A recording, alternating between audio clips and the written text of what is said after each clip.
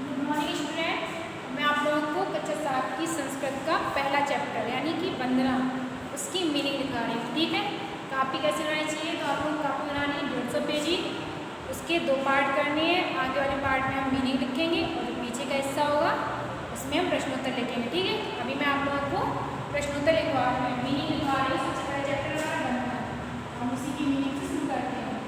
तो सबसे पहले हम पढ़ डालेंगे ब्लैक पेन से वंदना, फिर मीनिंग के लिए आप शब्द और उसके बाद अर्थ। ठीक है, इस तरीके से हम अपनी मीनिंग लिखना शुरू करेंगे।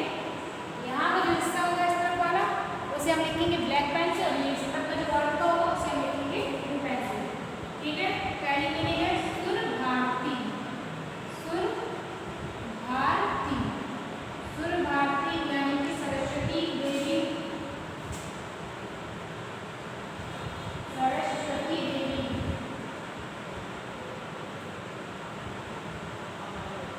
सरस्वती देवी। अगला है नाद तत्वमयी। नाद तत्वमयी,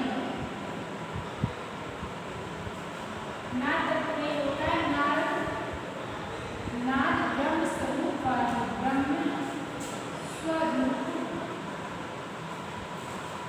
नाद ब्रह्म स्वरूप वाली,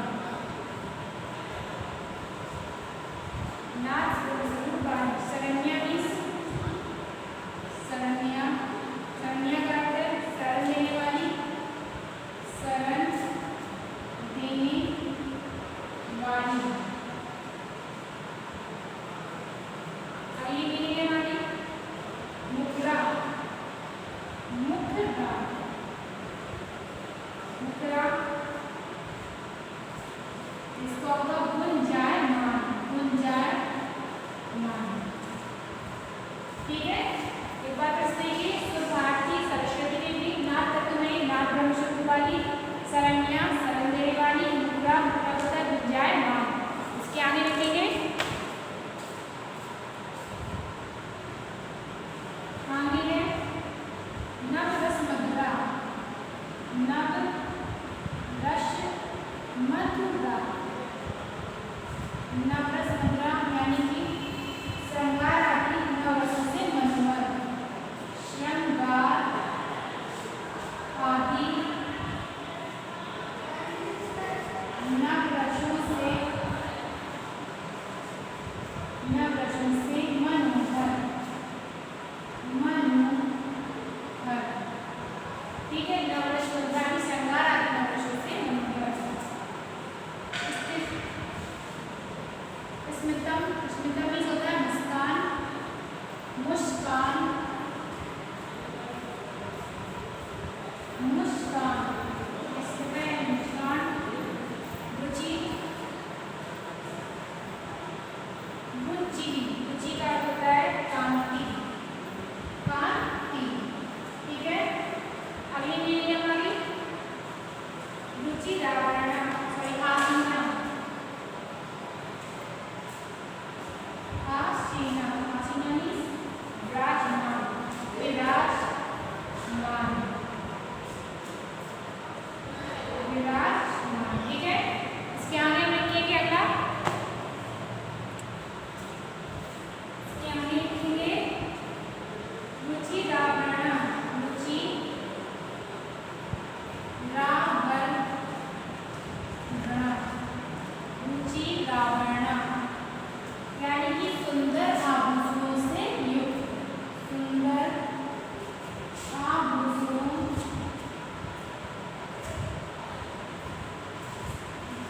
से युक्त, से युक्त। ठीक है, योगी हमारे अगली मीनिंग कुंदा, कुंदा होगी कुंद फूल, कुंद फूल। अगली है हमारी तुहीनम, तुहीनम, तुहीनम का मतलब होता है वर। ठीक है, तुहीनम यानी कि वर। सितम, शीतम मीन्स सफेद, सफेद। इसके आगे देखिए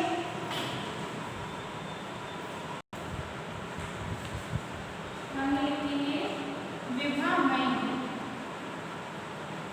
विभामय, विभामय मीन्स प्रकाश स्वरूप, प्रकाश स्वरूप। नाम यानी कि हमारी, हमारी। अगला है आई, आई मीन्स एक, ठीक है। अगली है कुंठ विषहारिणी, कुंठा विषहारिणी, कुंठा विषहारिणी।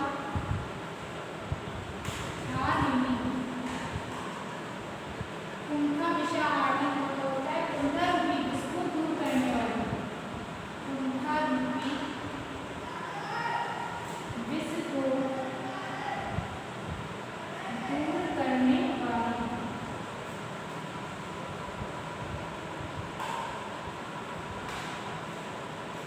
दूर करने वाली। ये होगी हमारी वैदिक वंदना यानी वंदना चैप्टर की मीनिंग खत्म। अगला चैप्टर है हमारा, इसके बाद हम अपना अर्थ पढ़ाएंगे आपको। चौथा पार्ट है अति लोभो न कर्तव्य। अति लोभो न कर्तव्य यानी अत्यंत लोभ ना मीन्स नहीं, कर्तव्य मीन्स करना चाहिए। एकस्मिन् देशे कश्चित् राजा आसीत्। एकस्मिन् देश यानी एक देश में कश्चित् राजा, कोई राजा था। तस्य नाम मायादासा, उसका नाम मायादास था। अति लुब्धा स दरिद्रा एवं जीवनम नयति। अत्यंत लोभी व दरिद्र जीवन नयति। अति लुब्धा सा दरिद्रा एवं जीवनम नयति।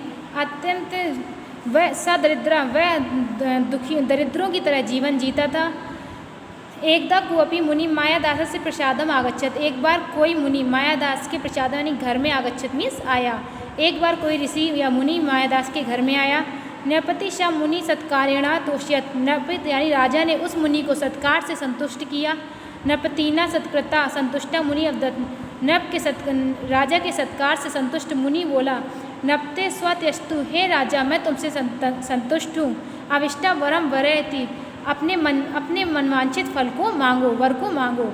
मुनि वैवम उक्त्वा, मुनि के इतना कहते ही सब भूपति लोभेन प्रेरिता, वह राजा लोभ से प्रेरित हो गया। वरम आयशत और वर को मांगा। मया स्पर्शयानाम पदार्था सवर्णा भवन्तु इता, मेरे स्पर्श से समस्त पदार्थ सोने के हो जाएं। तथास्तु इति उक्त्वा मुनि अंतर्हिता, तथास्तु इतना कहकर मुनि अंतर्ध्यान हो गए। दुआ देखिए, एकस्मिन् देशे कश्चित् राजा आसीत्। एक देश में कोई राजा था। तस्य नाम मायादासा, उसका नाम मायादास था। अति लुब्धा सा दरिद्रा एक जीवन नयति, इसमें अत्यंत लोभी होकर वह दरिद्रों के जैसा जीवन जीता था।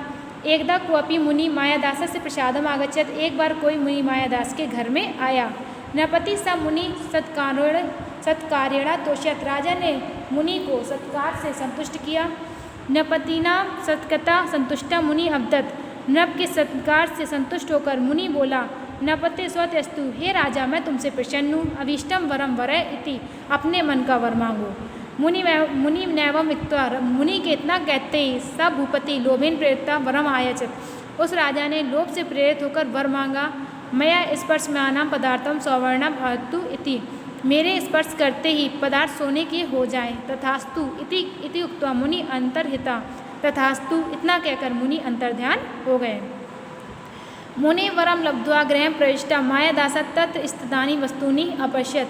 मुनि के छूते ही मुनि से वर प्राप्त करके गृह प्रविष्टा मायादासा, राजा ने घर में प्रवेश करके तत्र स्थितानि वस्तूनि अपश्यत, वहाँ पर स्थित सभी वस्तुओं को छुआ। तेन स्पृष्टानि वस्तूनि सद्या एव सवर्णानि जतानि, उसके छूते ही संपूर्ण वस्तुएं सोने की हो गईं। तत्दृष्ट्वा स निरात्मत स्तुत, उसे देखकर वह अत्यंत प्रसन्न हुआ। तथा तस्य महती पिपासा जाता, और उसमें महती में धन की प्यास और जग गई। तथा तस्य महती पिपासा जाती और उसे अत्यंत प्यास लगी। स जलम पातुम उद्यता, वह जल को पीने के लिए उद्यत हुआ। स सा जलम पातुम उद्यता, वध जल को पीने के लिए आगे बढ़ा। तेन स्पष्टम जलमपि स्वर्ण पिंडम वत, उसका छुआ हुआ जल भी पिंड के रूप में बदल गया, पिंड रूप सोने के पिंड में बदल गया। साधु उक्तम नशा भवती, साधु उक्तम नाम नशा भवती, वह जल को साधु उक्तम न नशा भवती, साधु उक्तम नाम नशा भवती, साधु का कहा हुआ वचन झूठा नहीं होता है। द्वा देखिए, मुनि वरम लब्ध्वा गृहं प्रविष्टा मायादासा तत् स्थितानि वस्तूनि अपश्यत्, मुनि ने से वर प्राप्त करके मायादास ने घर में प्रवेश किया और वहाँ स्थित सारी वस्तुओं को छू लिया। तेन स्पष्टानि वस्तुनि सदैव एवं सवर्णानि जातानि, उसके स्पर्श से वस्तुएं स्वर्ण सोने की हो गईं। तद दृष्ट्वा सा निरातम अश्रुत, जिन्हें देखकर वह अत्यंत प्रसन्न हुआ। तथा तस्य महति पिपासा जाता, इसके बाद उसे अत्यंत प्यास लगी। सा जलम पातुम उद्यता, वह जल को पीने के लिए उद्यत हुआ। तेन स्पष्टम जलमपि सुवर्ण पिंडम वत, उसका पिया हुआ जल सोने, उसका छुआ हुआ जल सोने के पिंड में बदल गया। साधु उक्तम न नशा भवती, साधु का कहा गया झूठ नहीं होता है।